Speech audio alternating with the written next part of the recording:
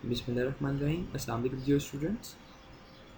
Problem solving method में requirement specification के बाद जो हमारे पास नेक्स्ट फेज़ आता है वो है एनालाइज द प्रॉब्लम। इस स्टेज में हम क्या करते हैं, हम अपनी प्रॉब्लम को छोटी छोटी सब प्रॉब्लम्स में डिकम्पोज कर लेते हैं।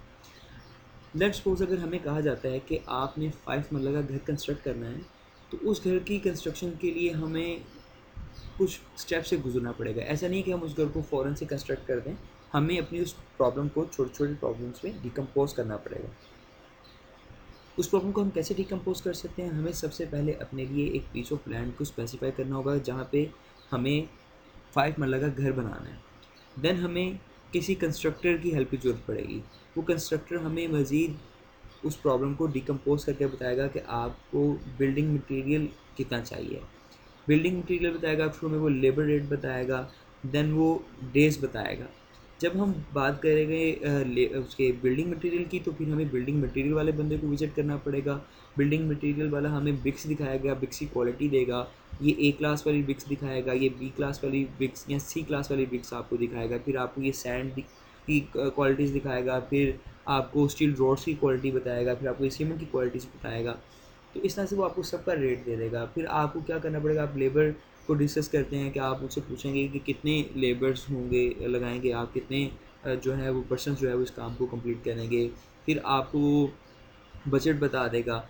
मीन्स कि आपको इस तरह से वो अपनी प्रॉब्लम्स को छोटी छोटी प्रॉब्लम्स में, सब प्रॉब्लम्स में आपको डिकम्पोज करके वो सोल्यूशन देंगे। जब आप बात करते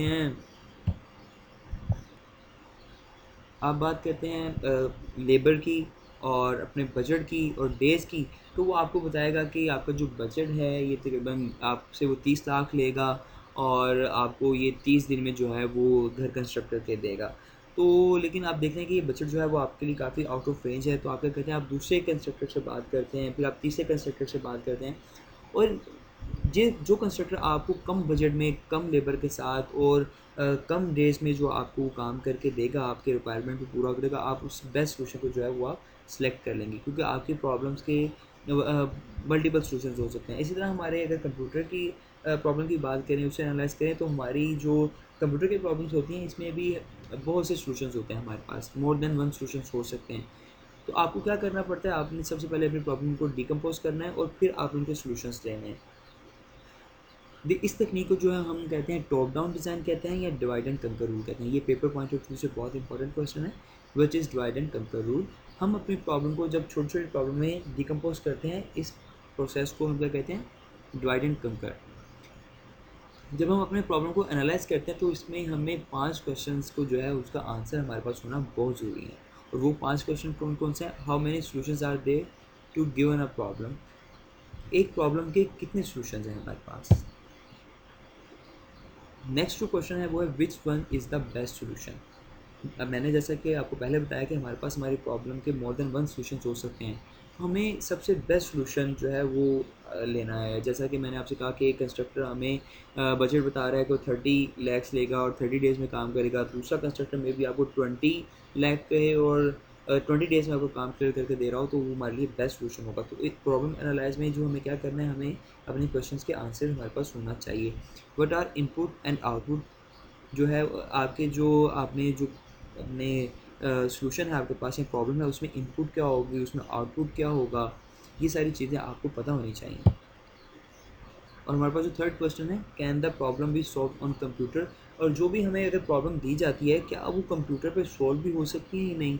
अगर तो कंप्यूटर पे सॉल्व हो सकती है, तो फिर तो हम डेवलपर्स हज़ार जो हैं उसे सॉल्व करने की कोशिश करेंगे। मे भी कुछ ऐसी प्रॉब्लम हो, जैसे ये हाउस कंस्ट्रक्शन वाली बात मैं कर रहा हूँ, तो ये कंप्यूटर डेवलपर्स या सॉफ्टवेयर डेवलपर्स तो नहीं कर सकेंगे। इनके लिए आप उन्हें एक कंस्ट्रक्टर से ही डिस्कस करना पड़ेगा। और जो आपका फिफ्थ क्वेश्चन है वो है how can the bigger problem be divide into sub problems. यानी कि यही आपको अपनी प्रॉब्लम को कैसे आप छोटी छोटी प्रॉब्लम्स में डिकम्पोज करेंगे। तो इन क्वेश्चंस को इस फेज़ में आपके पास उनका आंसर होना बहुत ज़रूरी है। एनालाइज द प्रॉब्लम के बाद जो हमारे पास नेक्स्ट फेज़ आता है वो है design algorithm and draw flow chart. Algorithm क्या होता है, इस फेज़ को स्टार्ट करने से पहले हमें पता होना चाहिए कि एल्गोरिदम क्या है। एल्गोरिदम जो है वो एक फाइनाइट लिस्ट ऑफ स्टेप्स है टू सॉल्व अ प्रॉब्लम। एक प्रॉब्लम को सॉल्व करने के लिए जो एक फाइनाइट सेट ऑफ स्टेप्स होते हैं, एक लिमिटेड सेट ऑफ स्टेप्स होते हैं, जिनको फॉलो करके हम अपनी प्रॉब्लम को सॉल्व करते हैं, उसे हम एल्गोरिदम कहते हैं। एल्गोरिदम जो है ये हम अपनी कॉमन लैंग्वेज में भी लिख सकते हैं, हम अपनी इंग्लिश में भी लिख सकते हैं।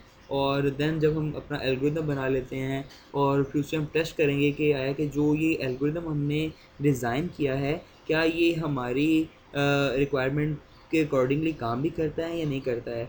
एल्गोरिदम जो है वो फाइनाइट सेट ऑफ स्टेप्स होते हैं किसी भी प्रॉब्लम को सॉल्व करने के लिए, उसमें आप स्टेप्स बताते हैं। लेट्स सपोज अगर आपसे कहा जाए कि आप एल्गोरिदम लिखें और एल्गोरिदम में प्रॉब्लम है, आपने शूज़ पहनने हैं, तो आप कैसे स्टेप करेंगे। आप फर्स्ट ऑफ ऑल आप क्या करेंगे, आप टेक शूज़, आपका फर्स्ट लाइन पे आ जाएगा। सेकंड स्टेप आपका क्या होगा, वेयर सॉक्स। थर्ड स्टेप में आपका आ जाएगा वेयर शूज़, और इस तरह आपका जो प्रोसेस है वो कंप्लीट हो जाएगा। तो ये हम आम ज़ुबान में अपनी इंग्लिश में या अपनी मदर टंग में भी इस एल्गोरिदम को लिख सकते हैं। देन हम उसे टेस्ट करते हैं कि ये आपका जो एल्गोरिदम है वो आपकी रिक्वायरमेंट के अकॉर्डिंगली वर्क करता है या नहीं करता है। तो किसी भी एल्गोरिदम में एटलीस्ट जो है वो 3 स्टेप्स जो हैं वो परफॉर्म किए जाते हैं। हम अपने एल्गोरिदम को जो है वो इनपुट देते हैं, देन उस पर कोई प्रोसेसिंग की जाती है और देन वो हमें कोई आउटपुट डिस्प्ले करता है। तो किसी भी एल्गोरिदम में काम करने के लिए हमें उसे इनपुट और उससे कुछ प्रोसेस करवाना पड़ता है, देन हमने वो हमारी जो डिज़ायर आउटपुट है वो उसे जनरेट होती है। Thank you.